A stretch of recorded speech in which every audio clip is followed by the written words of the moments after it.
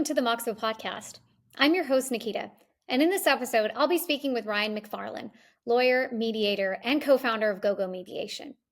Gogo Mediation is a comprehensive alternative dispute resolution platform that focuses on creating a comfortable environment for parties to resolve their disputes. In our chat today, we'll explore how Moxo has helped Gogo Mediation actually grow their business, and we'll talk about how important it is to balance automation with a human touch in the mediation process. Ryan will give us insights into how Moxo has specifically streamlined their processes, saving time and reducing costs. Ryan is also going to share why maintaining a human element is so critical even when using advanced technology. Gogo Mediation continues to innovate with Moxo, and they offer secure, efficient mediation and arbitration services. In fact, they've built a very supportive network of mediators and arbitrators across the US. So really excited to hear from them, and thanks for being with us today. Now let's welcome our guest, Ryan from Gogo Mediation. We're thrilled to have you here today, Ryan.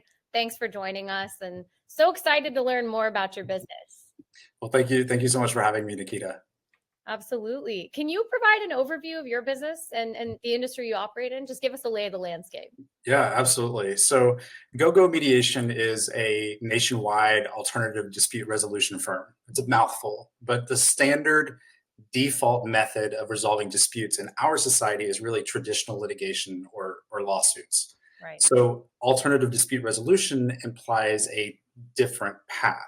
Mm-hmm. Gogo Mediation in particular, we offer mediation and arbitration services. Mediation is an informal yet confidential conversation amongst all the disputing parties that's really guided by a neutral third party who's called the mediator. And arbitration, on the other hand, is a bit more formal and is basically like private court, with the arbitrator acting as a private judge. So Gogo Mediation offers both of those types of services. That's an alternative to the traditional route of litigation. And all of our mediators and arbitrators are obviously in-house with us, and we sell our services as such. Well, thanks for giving me that background. And just to dig into that a little further, how did you get started? Oh, gosh. Well, I've had about almost 20 years of litigation experience. Nice. I've been a trial attorney most of my career since law school. Mm-hmm. Pre-pandemic, 2019, 2020, I decided I wanted to have a life change. I was kind of tired of the adversarial nature of litigation. Everybody's always mad at you. Clients are mad at you. Opposing counsels are mad at you. Judges are mad at you. And I thought, what can I do with this knowledge and this experience that I've built over all these years? And mediation was always a pull, always a draw for me. It's a relatively fun, quick, and straightforward process where you're bringing people together rather than fighting and being adversarial. Right. So I made that transition right before the pandemic. And when the pandemic hit, there's no more in-person mediations, right. Which created its own challenges. And how do you navigate through that? So that's why I started Gogo Mediations, because I found some solutions that I thought worked really well for not just myself, but for other mediators as well. Well, I think it sounds like, in a way, you've come with this background and this experience doing it yourself, right? So you really know what it's like to go through the ins and outs of being in that position on a day-to-day basis. So coming with that experience and being able to create something of your own gives you a better understanding of what it needs to run smoothly, right? Absolutely. Absolutely. I've been on the other side of it most of my career as a lawyer, coming to a mediator with a client who is scared, who's nervous, who's frustrated, and who wants to get their case resolved quickly. And so having had that experience, I can look at this with some fresh eyes and tailor our processes a little bit differently. And just, digging back into what you said, coming at it from the legal side and obviously being a lawyer yourself and now really understanding the mediation side, how do those two differ? I know you shared a little bit with us, but what was the experience like on both sides? How do they differ? Most people end up liking their mediator. They truly look at us as a helper, right, as a listener, as a therapist. It allows them to feel heard in their complaints and their disputes, which is very different than being a lawyer. Oftentimes when folks first step foot in your office and they have a problem, they want to get moving pretty quickly. that's when they're kind of nice to you and that's when they like you. But as that dispute drags on, there's less of that appreciation of you, of your skills, of your background as a lawyer. So I like the difference. I like being a mediator and an arbitrator Yeah. a lot better than I think I do being a lawyer. Well, you're essentially creating this safe space for somebody to come in, right? And I think obviously when people are going through situations where they need a mediator, they're likely not in their best place in their life. So it's creating an environment from them, not just from what you deliver to them in terms of the advice and the knowledge you give them and the expertise, but the entire experience around what they go through that entire mediation process, right? The whole process needs to feel smooth and safe. Yes, you're spot on. Spot on. Yes. And I think what I find so interesting about your story is, you've gone through this yourself. You've lived that world. You've seen all sides of it. And now you decide to create something of your own right when the pandemic hits. Mm-hmm. And, in a way, I'm sure you had to think about it in a really tech forward way, but that doesn't come naturally to everybody, right? To think about how to build a business from the ground up, starting with tech. So what was your decision-making process like? What led you to saying, I know that this is the right model for me and this is how I'm going to go about it? Well, I think first off, I was assessing my pain points. Yeah. Again, it was a new practice. It was a new area for me. I had never used video conferencing in my business as a lawyer, had never really used it as a person that goes to mediation either. So I was dealing with not just figuring that out and how to be most efficient. Do you send out the links 2 weeks in advance? Do you send it the day of?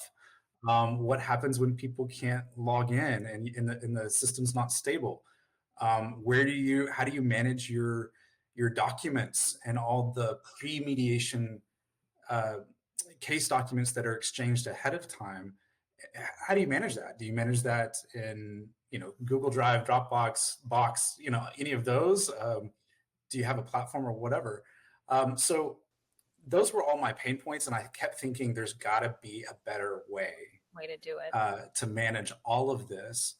Because at the time I didn't have an assistant. I was doing it, most of it, all of it really myself. And it was taking, 25 to 30% of my time just doing admin. So here I am trying to build a business, make money, pay my own bills. Yeah. So I'm trying to work, 8 to 10 hours in a day of actually billable time. Sure. And then I'm spending an additional 20 to 30% of my time, in the evenings or in the early mornings trying to manage that admin stuff. Yeah. So that was kind of what led me to look for other solutions because it was painful. Frankly. Well, you're living and breathing that pain yourself, right? As you just said, you're trying to build this business. You're trying to be the thinker and the operator and the creator and the process owner and do it, right? And be that person involved with your clients on a day-to-day basis. And so in a way, you were reimagining the process, right? Reimagining from the ground up.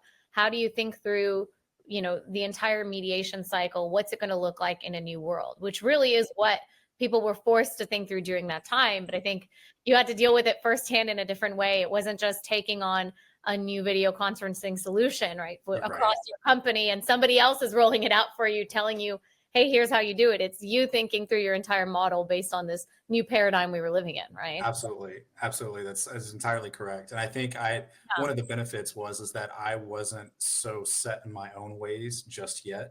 Absolutely. With the process and what I believe to be right or I believe to be wrong. I was still exploring that. And so that was a perfect time to look at other solutions. Well, and it makes you much more flexible in your thinking then too, right? Yeah. So now I got to ask you, right? How did you discover Moxo, right? You're looking for these solutions. You're thinking about the right model for you. What led you to Moxo? It was also a painful process. I'll tell you. Finding Moxo was not the painful part. It was the clouds parting in the sky part. Yeah. But it's what most of us do.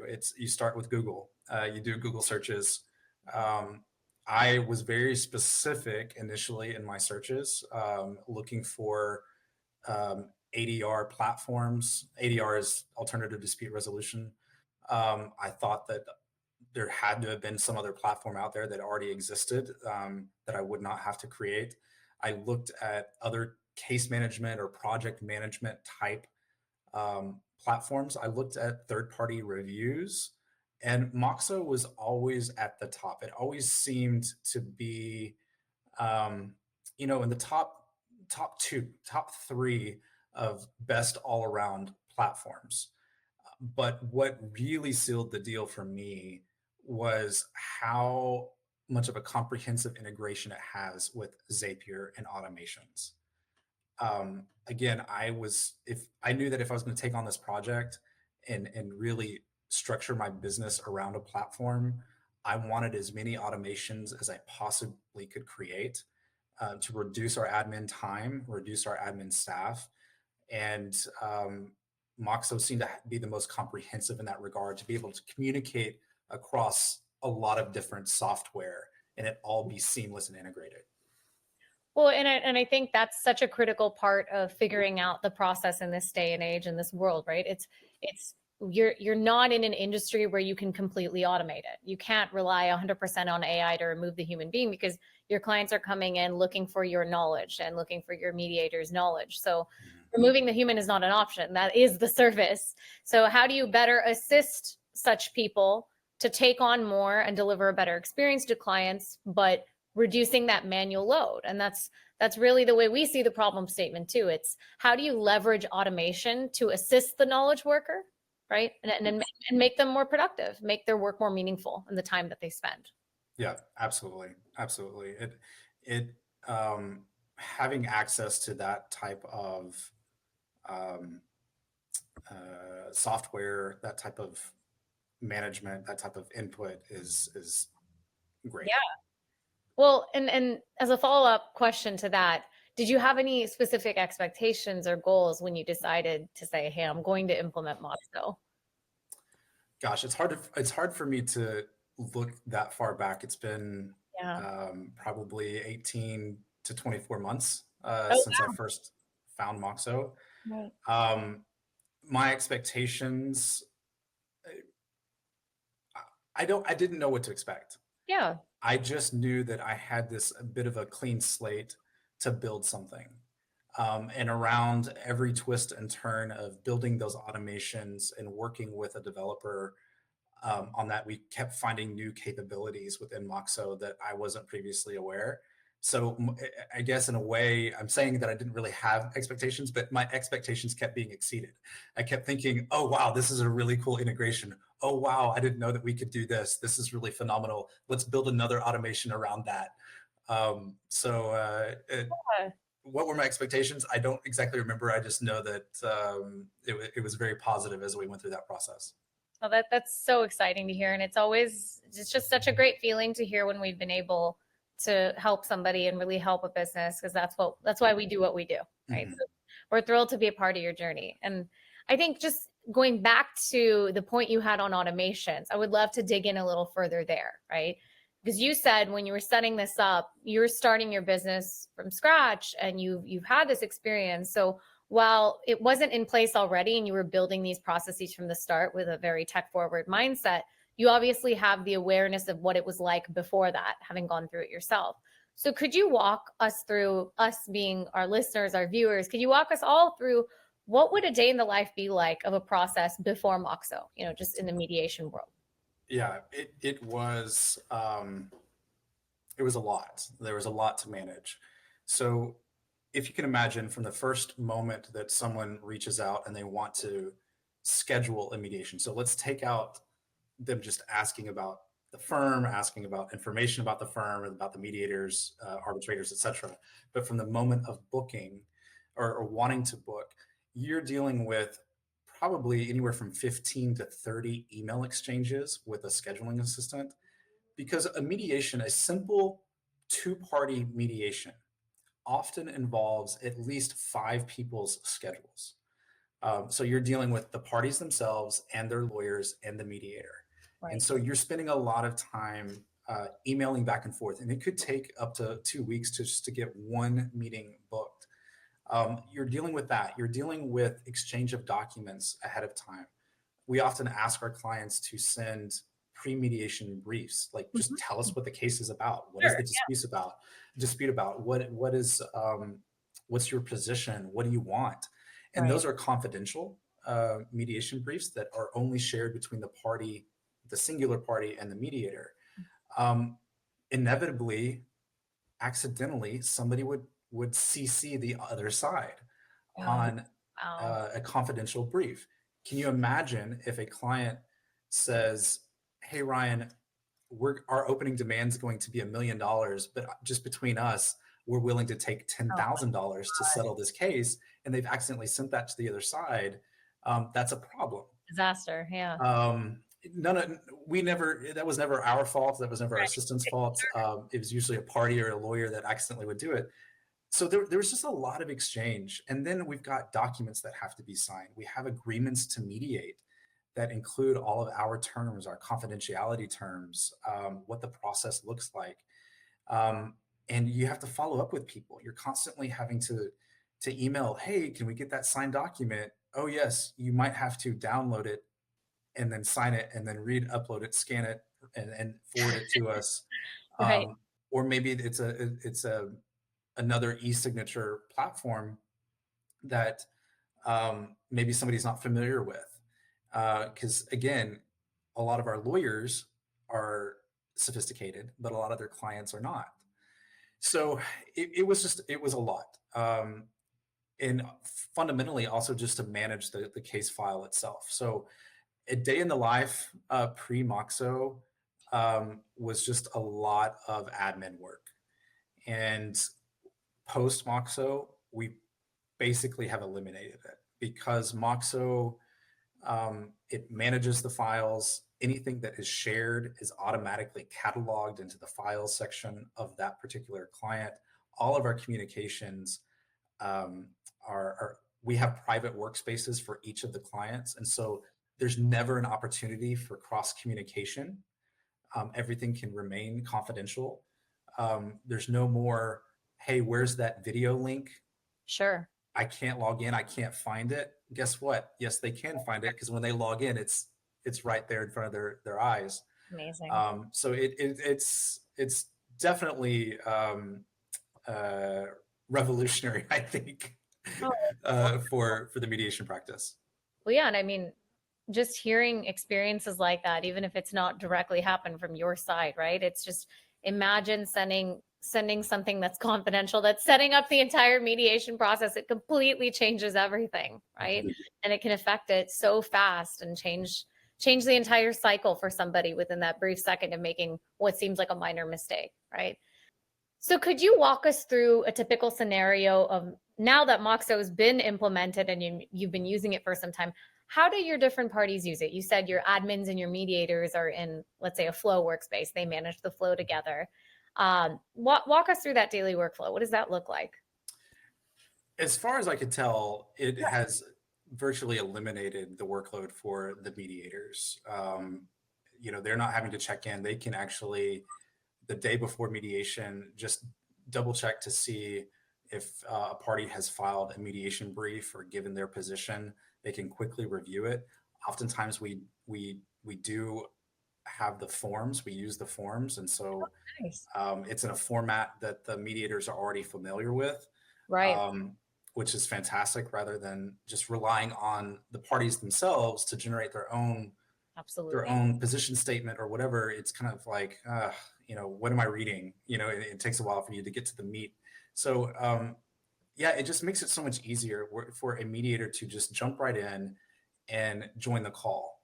So as you know, our mediations are entirely virtual through the integrated video conferencing software. And the way that Moxo is structured, it allows them to just jump right in and get to work. Part of being a mediator is informing and sharing ahead of time what the mediation process is like, setting expectations, kind of giving a list of do's and don'ts. But as you can imagine, giving those admonitions or admonishments and those warnings at the beginning of every mediation can be too repetitive, too time consuming. Right. where you are spending maybe 15 or 20 minutes with each party ahead of, at the beginning of every mediation, saying the same thing. So if a party books a 3-hour mediation and you're spending, 30% of your time just giving the background, that's a problem. And so what Moxo allows us to do is share pre-recorded videos ahead of time. We've created and produced, 3 or 4 minute videos. What are the ground rules of mediation? Right. What to expect at mediation? What happens if I don't settle? And we push that out to the client in advance through an automation.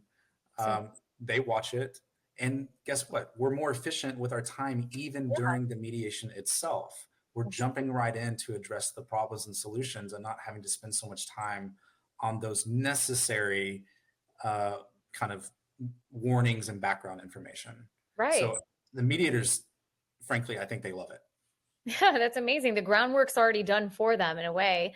And it leads to such a great client experience because you feel taken care of and you're prepping that client before they even ever get into the mediation process. Because Absolutely. I'm sure, right, a 3-hour mediation can be daunting too, to get that It's much. overwhelming. And we've obviously all heard of clients that don't sleep for like a week leading up to the mediation because they don't know what to expect. Maybe they're not represented by a lawyer. Maybe they're representing themselves. They've never been through this process before. They don't know what to expect. Is it formal, like a court hearing, like a trial? Is it not formal? Is it like a conversation? And so there's all those questions that add stress to the process that we want to try to eliminate. And most of our clients, most of the parties have responded very positively. They're like, oh, thank you. That helped me so much. And it just brings the temperature down. Brings the temperature down and makes it less stressful when it's such a stressful situation, right? Yeah. And just to further that point a little more, you mentioned these automations you've set up. Sounds like you've done a lot on the thinking in terms of how much can you reduce the manual load, right? So how have you set up Moxo to integrate with your existing systems or workflows? And are there any specific processes you would say it's really streamlined for you? Or is it just the whole process in and of itself, the booking all the way through completing the mediation process? What would you say is key for you? Yeah. Well, I'll just share with you what other platforms we use and how they're all tied together. Great. So we use oncehub.com, which is a scheduling tool that syncs with each of the mediators' calendars, and that's outward facing. That's embedded onto our website so that folks can immediately go onto our website, see what availability there is, and immediately book without having to call us, without having to email us, things of that nature. But what's fantastic is that is the trigger. That booking is the trigger for so many things. Within 60 seconds of someone booking on OneHub that's embedded into our website, it immediately transfers the information to Moxo, sets up all the workspaces, sends out all those pre-mediation videos, sets up the agreements to mediate templates for the e-signing from the client. It also communicates directly with QuickBooks, generates an invoice, sends out a payment link, then comes back and drops that invoice into Moxo as a file. I can't tell you how much time that has saved, because months down the road, people will say, hey, can I get a copy of that invoice? We've lost it, or my billing department needs it. And it's like, I don't have to do that anymore, because it's in every one of those workspaces. It's automatically dropped there. We've got tasks that are assigned. We've got the forms that I mentioned before, the intake forms and the brief forms. So it talks across several different platforms, and Zapier is kind of the key that binds all of them together. Totally. But I did all my research. I don't see another platform out there that allows all these tasks to be accomplished in one platform like Moxo. So it's really phenomenal. I've got to dive into that a bit more and ask you, measurable results. How did this process run in terms of timeline before? And then now, how long is a typical process taking you? Have you seen any improvements in efficiency? Anything tangible? Any feedback from your customers who've gone through this as well, or participants in the process? Yeah, absolutely. So, as you said, and I think as I told you before, we brought in Moxo really at the very foundational level of Gogo Mediation. So it's not that we have a before and after, but what I can share with you is kind of anecdotal evidence of what it was like for me as a solo mediator prior to starting Gogo. So honestly, in that 60 seconds after receiving a booking, and with Moxo and all of the automations, it's probably, I believe that this is a conservative estimate. It saves us about 2 hours of admin time per booking. Wow. So when you're doing hundreds of bookings a month, just use that as a multiplier. Right. It's a game changer, frankly. Yeah. So, that's one piece of it, just focusing on your productivity time and your admin time, which obviously has, it definitely correlates to your overhead and your labor costs. But in terms of client satisfaction, occasionally you will get a party or someone that is just tech averse and just looking at yet another platform that they have to sign up for or give a password or log into, they just don't want to do it. But absent those people, virtually everyone that we've dealt with has positive feedback. We usually don't hear it until we settle a case, until we resolve it, and then they will say, thank you so much. This was actually a very smooth process, smooth experience. Another thing too is going further down the line. Like once a case is closed, we all have our processes for closing out a file. Sure. Ours in particular, we close out a file 30 days after a decision has been rendered or there's been a settlement. Okay. That with just a few clicks, we remove access, the party's access from the file, and then we archive that workspace or that chat. Yeah. But as you can imagine, a few months to go down the road, maybe something pops up for a client, and they need a copy of a document that had been previously shared. Maybe they are taking this to the next step. Maybe they're going to court and they need that timeline of events or whatever it may be. And if you can imagine, if a client that is coming back to you months later asking you for copies of documents, you're not going to be paid for this, this step, this admin work. You're also going to have to communicate with them. What do you need? Which document do you need? Is this the right one? Is this the right one? That can be really frustrating. So now when that happens, we just re-invite them to that archived workspace, bring them back in. They can access whatever they want. We set a to-do for ourselves for 7 days to then remove their access again and re-archive the platform. So we've had a lot of positive feedback on that side of things, even not just the mediation side, but even the post-closing of the file side to say, oh, thank you. I'm so glad that everything was preserved exactly the way that we left it. Yeah. And they can go and get those documents themselves or find out whatever information they need to find out. So that's kind of a client success story as well.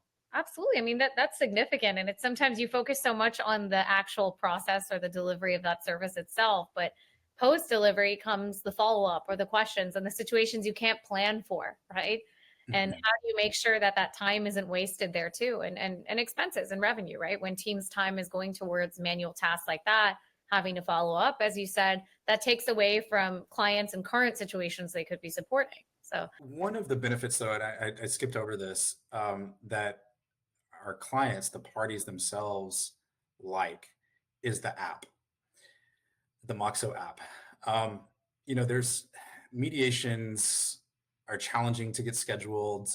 A lot of times people can't take off from work, but they know that they need to resolve this situation. And so on occasion, it's not ideal, but on occasion, a party will conduct a mediation, will do a mediation from their car. How are they able to do it?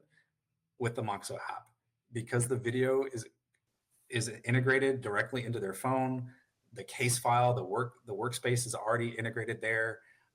They can sign documents. They can sign that settlement agreement once we reach that settlement, all from their car on their lunch break. Yeah. Again, it's not ideal, but it's fantastic to have when we need it. Right. You can truly be on the go and still make things happen and keep the process moving. Yes. Yeah. Oh, that's so important. And do you have your teams experience that as well, just from the perspective of they can be on the go, they can be out, but they still know what's happening with a certain case or process? Or Yes, absolutely. A lot of the mediators that have come to our firm were really looking for a firm that would allow them to be flexible with their schedules, or at least their locations. Again, pre-pandemic, most mediations took place in an office building. You didn't leave that office building. That mediator built their entire business, right, their reputation in that one location. one place. Now it's different. Now a mediator can mediate a case in Florida, but they live in California. Maybe they're spending a month in the south of France, but they need to work while they're there. Guess what? They can still mediate using Moxo, and no one knows. None of the clients know. The other thing too is frankly the messaging, the communication prior to the mediation. You know how this is a real OCD annoyance of mine, but you Okay. know how our signature blocks on our cell phones email is different than whenever we're using Outlook or another platform. Totally. Yes. It always seems to indicate that we're not in the office or we're responding on the fly. Yeah. With Moxo, you just eliminate that entirely because all they see is whatever you type in that platform. It doesn't look like you're out of office, or maybe you're on a break in a different mediation. You can respond quickly in the platform, and it's just very streamlined, very cohesive. Well, it's funny you say that because I notice things like that. I'm definitely OCD, and the little things will bother me. And I think you have to be when you're in a client-facing industry where the experience is so important. And in a way, if I can capture what you said too, you're giving each client that feeling of importance, regardless of where you're doing it from. Because whatever it is, you could be giving it an immense amount of thought, but if somebody feels like it's sent from my phone, right, or you're out somewhere and they see that you're in a different location, it just changes the feeling. Like, are you really focused? Are you truly thinking this through?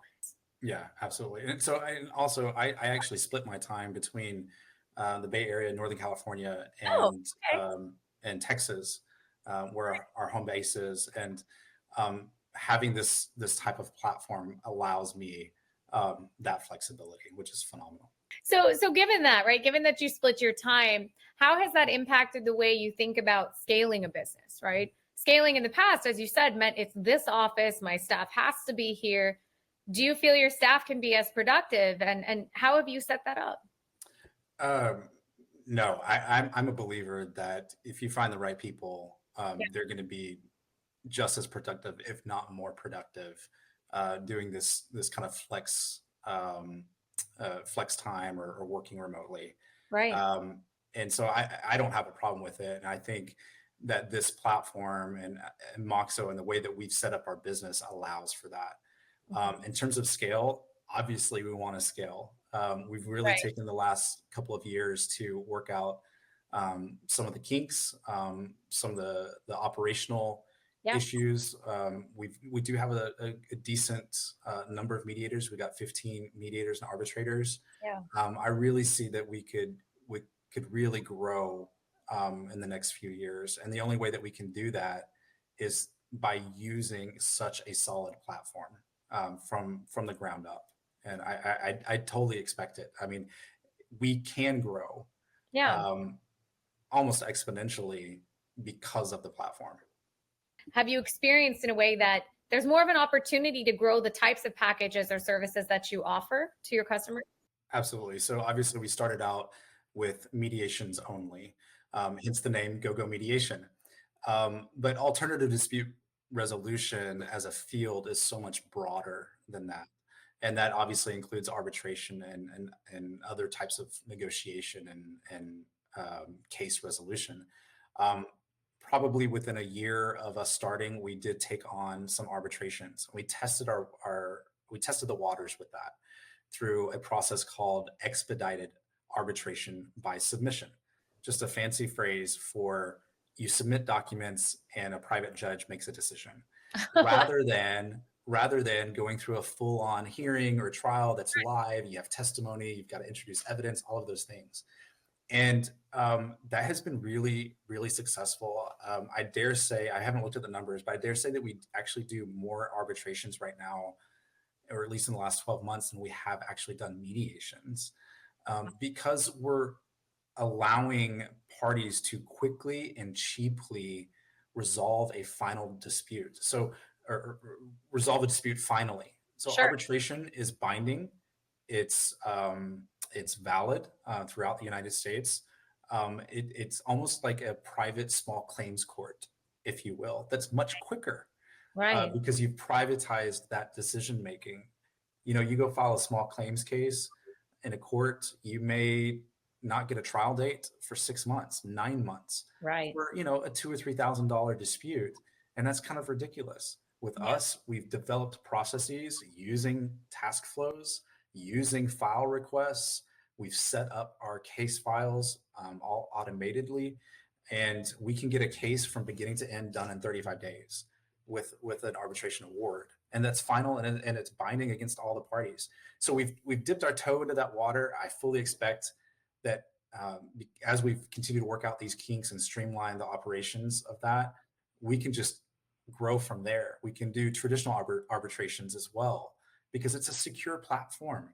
I mean, we're talking bank level security that our clients really need. They don't know who they're submitting these confidential documents to. They want to know that it's kept secure and confidential. Well, absolutely. And I think what a meaningful way to be able to, help somebody, because in the end of the day, if I have a $2,000 or $3,000 dispute, but I know that it's going to take me 6 to 9 months to even make headway on it, sometimes that in itself is so overwhelming that people don't know what to do, and they feel lost and they drop it and they're stuck. So giving another alternative path that's like, hey, wherever you are, whatever it is, I can take care of you and I can help you, and let's make stuff happen, right? Yeah. To put it simply, that's meaningful and that's incredible, and I'm sure it's going to help a lot of people out there. No, absolutely. Gogo Mediation, a part of our mission at the very beginning was to provide access. Right. Provide access to help, provide access to facilitators, provide access to mediators, and provide access to arbitrators. There are so many people out there that, they can't afford a $2,500 retainer with a lawyer, but they have a valid dispute. Right. And how are they going to get that resolved in a meaningful way? Oh, wait, we've got Gogo Arbitration that has some of the most competitive rates in the country. We're able to provide those competitive rates because of our efficiency and the lack of our overhead. So it's really about access. It's both access to professionals, and it's access to the tech, access to a platform that they can easily upload their documents and feel like they're being heard through whatever they're submitting.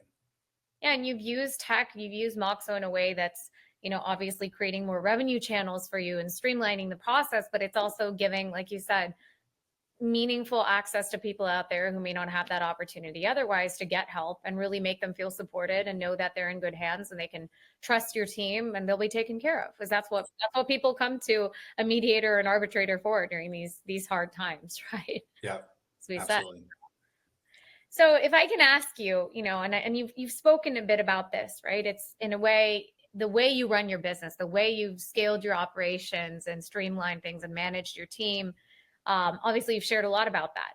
Is there anything in particular you would say in terms of how Moxo and being a tech-forward business specifically contributes to your company culture or team dynamics? Like, has that changed the way you all think about your business and the way you interact with each other too? One of the things that is challenging for a lot of solo mediators across the country is that it is solo and it's a little bit isolating, and you feel like you're not able to reach out to a colleague or someone else that you trust that's in the same space to ask questions, to say, hey, I'm in the middle of this case and I can't, what are some creative ideas that you've used in the past to bring these parties together, something of that nature. And how has Moxo kind of changed our culture? I think it's really allowed a lot of mediators and arbitrators to feel as though they're part of a network and feel kind of connected. Some of the mediators, they'll create their own groups, workspaces, and chat with each other. Maybe they'll use that, use each other as references or resources for particular situations. It just allows you to connect with people that you probably wouldn't have otherwise connected with across the country. Again, our mediators and arbitrators are across the entire United States. So you've got a phenomenal mediator in California that maybe is dealing with a unique issue that they know that this other mediator in Florida that's a part of our network has dealt with, and they can just very quickly reach out to them. So, I mean, not to get too sappy, but it definitely has, it's definitely created more of a cohesive network that we can all rely on. It's a community, and in a way, whatever it is, having a team to rely on, people to bounce ideas off of, you feel supported, right? There is a support network there. And I think, as we all know, right, it's classic words, but cross-pollination between teams or between mediators in itself, you're always learning and you're getting new ideas and able to better assist each other because you get to hear 15 people's experiences versus just being set in your own ways and the only way you know how to do things. So I'm sure that helps everybody individually grow and become a better at their job too. Yeah, absolutely. So I guess a question for you then would be, if you were looking at another business now going through this process, rewind a few years ago where you were, what advice would you give to other companies considering implementing Moxo? You know what I would say? I would say, look at your current processes and fundamentally challenge them and say, is this really the right way to manage these processes? Just because you've been doing it the same way for 20 years or whatever doesn't mean that it's the right way. And I know that there's a bit of pain. I know that there's a bit of a learning curve sometimes whenever you look into new tech or want to use new tech. But I promise you that it's worth transitioning. It's worth using a company like Moxo, a platform like Moxo, to help you kind of right the ship of your business. Because at the end of the day, it's dollars and cents. And if you can increase your productivity, if you can decrease your overhead, I don't know why you wouldn't investigate and sign on the dotted line, frankly. It just makes more sense. Just to be honest, I'm a co-owner of another small fledgling startup consulting company, and we've already started investigating Moxo for their processes. So I may have two different platforms at the same time, but part of that is frankly, it's a very different business, but whenever it's more salesy, you're selling a training modules, training solution, and then implementing it, it's really challenging to get your service agreements signed. It's really challenging to schedule those training solutions. It's so challenging. And I think that a platform like Moxo could really streamline that side of things as well in a very different context than Gogo Mediation. I think there's so many businesses out there that have been doing things a certain way for many years. And then in a way, the pandemic forced this idea that they have to change or they'll be irrelevant. But now, what does change mean? It's an overwhelming world. What does implementing tech look like? What's the right tech stack? And I've seen it before. Companies go in and think they need to buy every top solution out there. And they're left with just bigger bills and stuck with the same disjointed processes. So yes, it's coming down to what process are you running and how do you truly better that process? where are the gaps? What are things that maybe you're comfortable doing just because you're used to it? I mean, there's comfort in dysfunction. We've all heard that. Oh, it totally is. And we're used to it. Yeah, I have to do that 3 clicks thing and it annoys me, but I'm used to it. And is that really the best way you could be doing it? Is that the most efficient way? Ryan, thank you so much. I mean, this was such a great conversation. I learned so much from you, and I truly appreciate you taking the time to walk us, me, our viewers, our listeners through the process of rolling out Moxo and the many benefits you've experienced. And I think more than anything, just sharing your story and really learning from what you've gone through in building your business. Ryan from Gogo Mediation, everybody, have a wonderful rest of your day. Thank you. Thank you, Nikhita. I appreciate it.